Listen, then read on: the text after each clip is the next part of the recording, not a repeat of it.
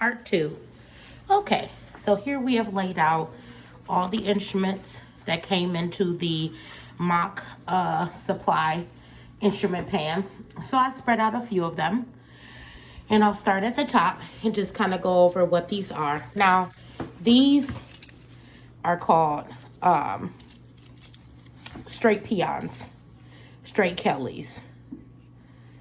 Now, these can often get confused with cokers because of the tips. The tips of cokers, and I'll show you the difference. Cokers look like this. They have teeth. These do not. And according to, I believe the category those would be in are clamping and occluding. So next we're going to go to the mixer. This is our mixer right here. The nickname for that one, I believe, is like an ENT mixer. Then we have the scalpel handle, or you can call it a blade handle. We have a Metzenbaum scissor. This is for cutting.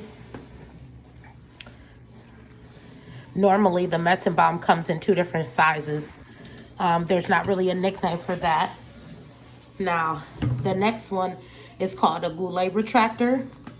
Now, that is something that retracts and exposes. So, let's say a patient is having a procedure like a C-section, or something where they need to retract and open the skin, the actual area more open, to be able to get a visual of the underlying organs. They would use, this is a non-self-retaining retractor. A self-retaining retractor, actually you click it into place and it doesn't need for someone to hold it.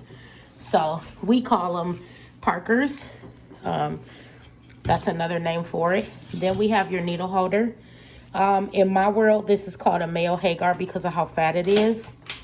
And then you have a different blade handle, which is, this is the 7-inch blade handle. And it'll tell you at the bottom what kind of blade handle you're working with. This is one of my favorites. It's called a Diva retractor. Also, something else that is used to retain is a handheld retractor. That's technically what it is. And then you have your dull Volkmann retractors. To me, we call these big scans at my hospital. And the reason why we call them big scans is because they're basically skin retractors.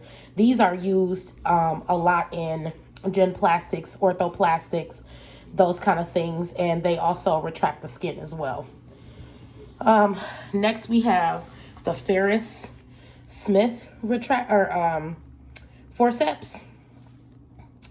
So we identify this as Mr. Smith. And then here we have the Russian. And I'm not sure why they call it the Russian, but it's a very distinctable forcep. Then we have a Sen retractor, which is another skin retractor. And if you come back on down, we have, actually, sit down and kind of explain more of this to you.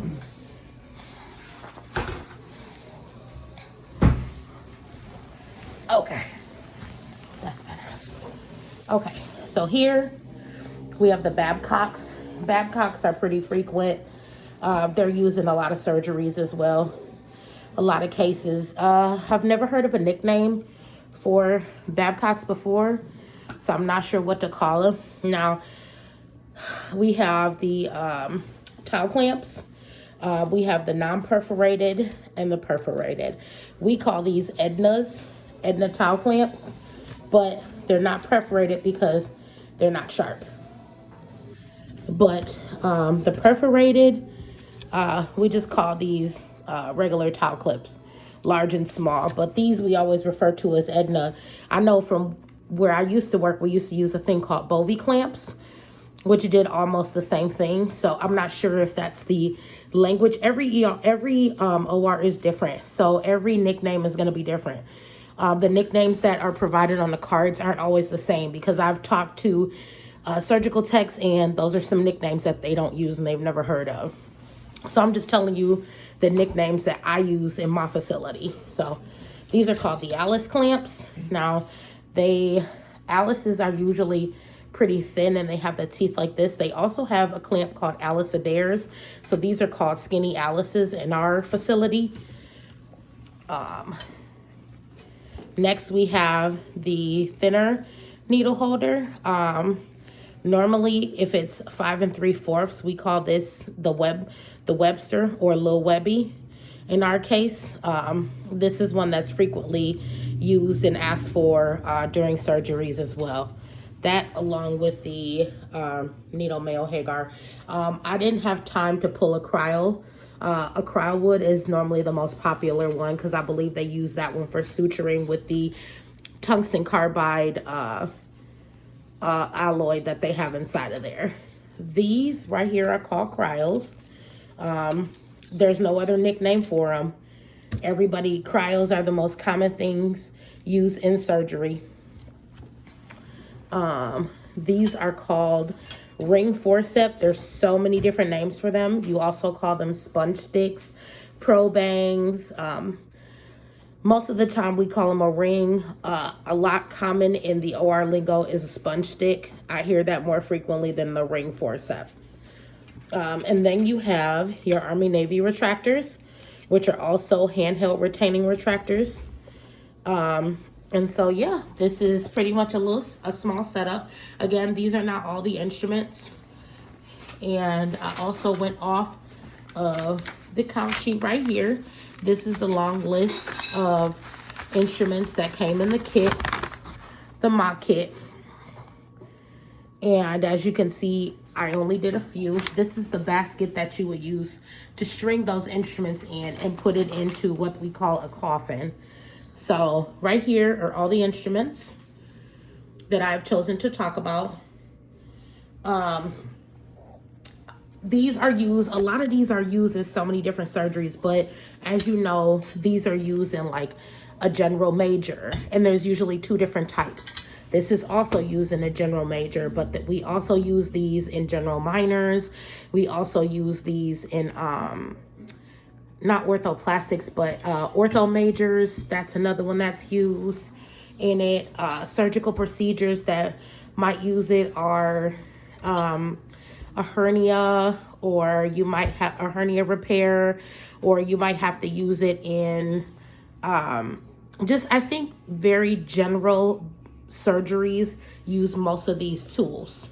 I think these are pretty much the basic tools that you should always have on your table setup because you use them so much. So hopefully this was good information for you. Hopefully I explained everything in detail. If there's any questions or concerns, please don't hesitate to email me or let me know if you need more clarification. But thank you for watching, and hopefully you enjoyed Unit 3, the mock-up instrument pan. Thank you.